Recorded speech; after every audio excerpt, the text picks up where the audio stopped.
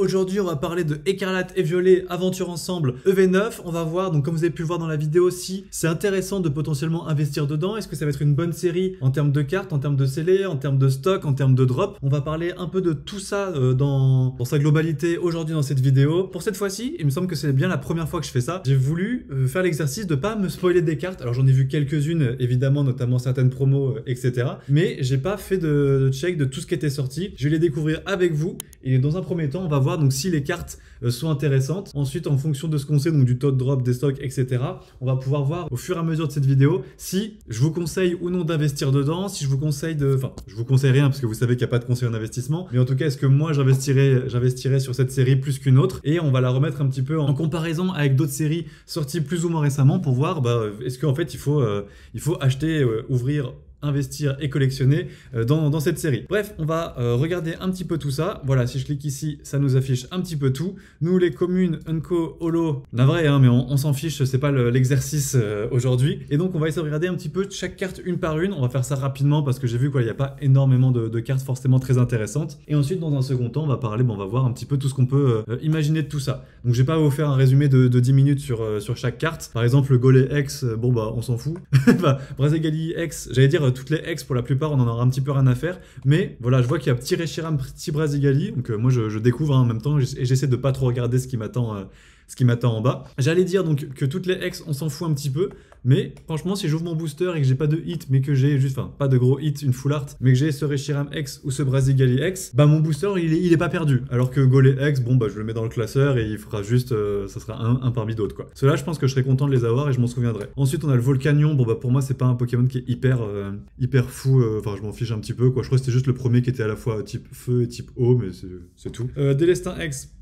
Contrairement aux autres, je suis content parce que j'ai une ex, mais voilà, Tokorico, bon, pareil, et là, Amphibidou. Ah, c'est deux machines. Ah oui, parce que c'est vrai que dans EV9, là, on va beaucoup parler, donc dans Aventure Ensemble, de le Pokémon et son dresseur. Donc ça, c'est un petit peu intéressant, c'est vrai que j'aime bien ça. Il le faisait avec les niveaux X, je crois, ou avec d'autres, sur d'anciennes séries. Dites-moi si jamais je me trompe. Et Tokorico, moi, j'ai pas trop, c'est Soleil et Lune, ça. Voilà, ça, j'ai pas trop d'attache là-dessus. D'ailleurs, c'est vrai que je suis allé un petit peu vite dans l'intro, mais n'hésitez pas à me dire si vous avez réussi à facilement trouver du stock ou pas. Moi, je ferai dans une prochaine vidéo, je vous parlerai un petit peu de ce que j'ai pu trouver. J'ai trouvé un petit peu tout ce que je cherchais, sauf display ETB. Mais je pense que j'aurais pu avoir une ETB si j'étais parti un peu plus tôt, si j'avais voulu camper devant les magasins et tout. Je trouvais que la dernière, je suis arrivé avec 20 minutes de retard parce que j'étais pas forcément pressé, ça s'est décidé au dernier moment. Et la dernière ETB était partie 5 minutes avant moi, donc assez étonné que la hype soit autant redescendue par rapport à 8.5. Et en même temps, il y avait quand même la queue devant les magasins, il y avait des gens qui ouvraient des boosters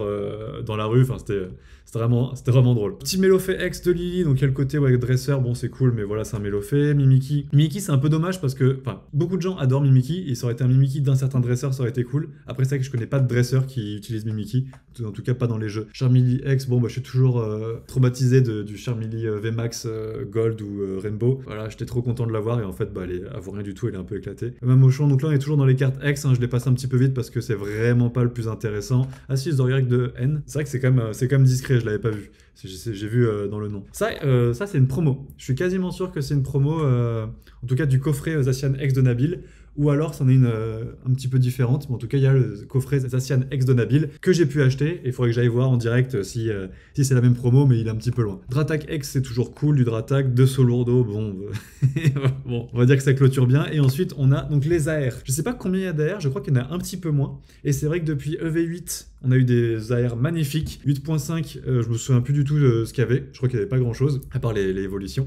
Et là donc on arrive dans un Marakashi, moi je m'en fiche un petit peu, mais la carte est cool, voilà, si j'ai ça, je suis content, ça me rentabilise mon booster. Quand je dis rentabiliser, ça veut aussi dire, même si ça vaut pas forcément 6, 7, 8 euros en fonction de combien je l'ai acheté, je suis content de l'avoir eu. Le Articodin, alors ça par contre, giga masterclass de mon côté. Voilà, on peut voir à partir pour ceux qui connaissent pas trop, dès qu'il y a une petite étoile dorée, c'est les AR. Voilà, en gros, c'est plus rare. 2 étoiles, une étoile c'est holographique normal.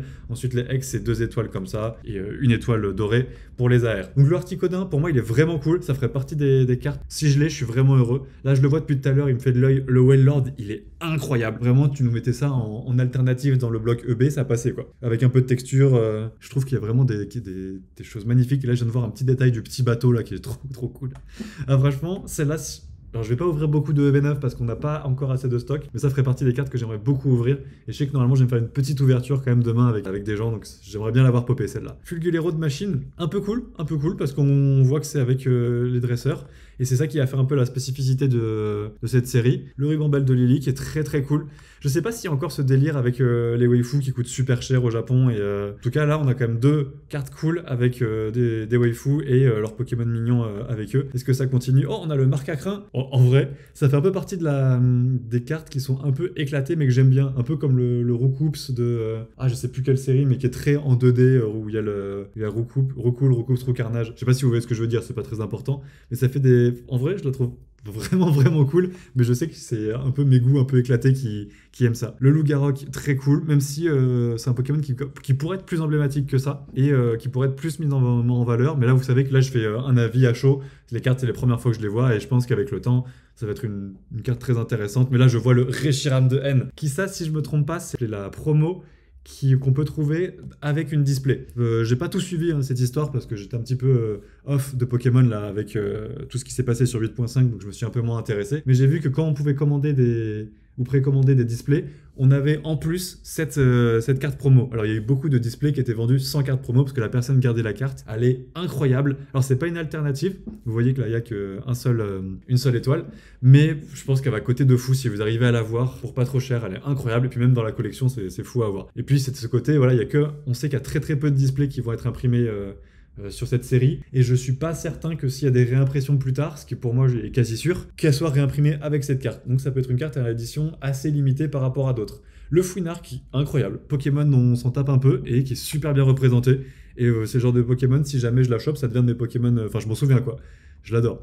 Sonistrel, c'est intéressant. Le Moumouton de Nabil, bon, c'est pas son Pokémon le plus cool.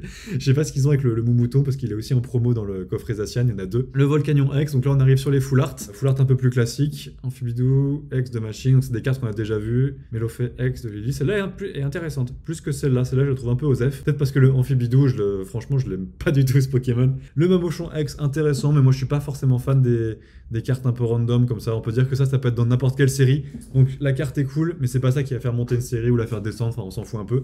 Contrairement aux Zoroark X de N, j'aime bien le fait qu'il soit un petit peu en fantôme, un peu subtil, on le voit pas forcément tout de suite, c'est pas un gros dresseur, intéressant, surtout que Zoroark c'est un Pokémon cool. Le Zacian pareil, je trouve, alors moi je préfère Zoroark en règle générale, mais je trouve que le Zacian ici a des plus belles couleurs, il ressort plus, et vraiment cool. Alors que pourtant, N, il a un flow que Nabil n'a pas forcément. Le Dratak, bah là, c'est un petit peu l'exception quand je parle du Mamochon, les full art qui m'intéressent pas trop. Ça, pareil, on peut la caler partout, mais un Dratak comme ça, c'est vachement cool. Et le 2 Solourdo, parce que il fallait bien le mettre quelque part celui-là. On arrive au dresseur, là, je vais aller très rapidement, parce que les dresseurs, c'est pas vraiment ce qui m'intéresse.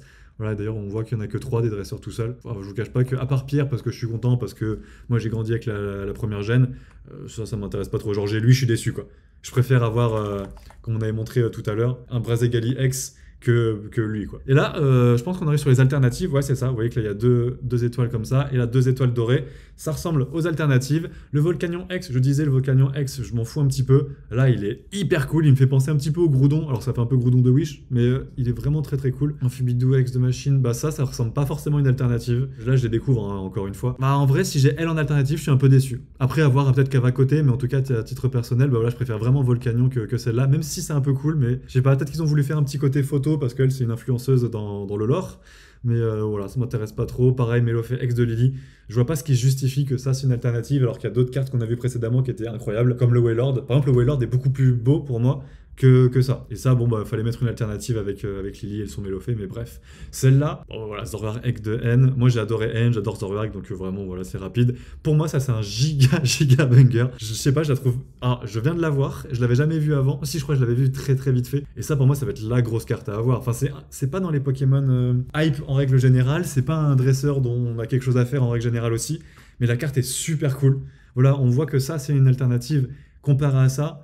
Bon bah à part si celle-ci elle coûte 120 € et du coup je suis content parce que je la revends et je peux m'acheter d'autres cartes qui m'intéressent à ce prix-là. Si je peux avoir cette carte-là, c'est vraiment cool. Et là je vois qu'il y a un Dratak qui est sans son dresseur et qui est vraiment cool. Pareil, alors pour une alternative c'est peut-être un peu faible. À voir comment est-ce qu'elle rend en main. C'est souvent le cas avec beaucoup des cartes. Mais vraiment très intéressant. Et ensuite on passe au gold.